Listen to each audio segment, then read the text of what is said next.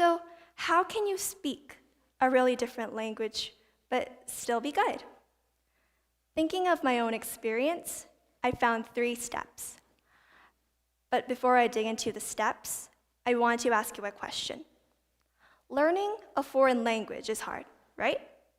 But why is that? Yes, it could be because of the different sounds, different letters, and different grammar structure. But is that all?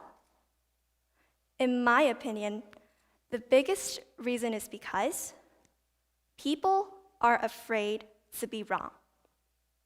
And that is the first step. Not to be afraid of failure. Be wrong. Make mistakes. Fail. You should not be ashamed of those. This is an important step because by failing, you can make great progress. Don't believe me? Then listen to my story. Once, I had to write a word in Arabic, meaning achievement, but I accidentally wrote a word that meant excretion. Eventually, I failed writing that word. But you know what? I never forgot those words. It's just stuck in my head. And this is how I realized that learning from failure is much more efficient than just mechanical memorization.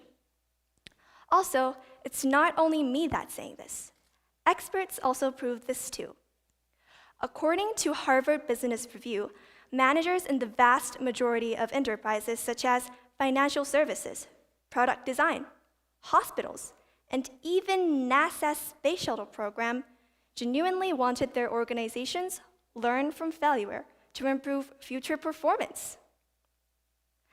Never forget that failure is nothing to be ashamed of. You learn from it. The second step is to find a guide. Failure helps you learn, but you do need someone to help you out with your mistakes. My guide is my Arabic teacher. She helps me through my learning process. But of course, it is definitely okay though you don't have a language teacher.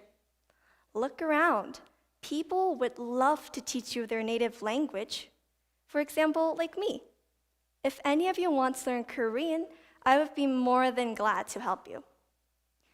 To people, the fact itself that a foreigner is trying to learn their language makes them delighted. So look around and find a guide.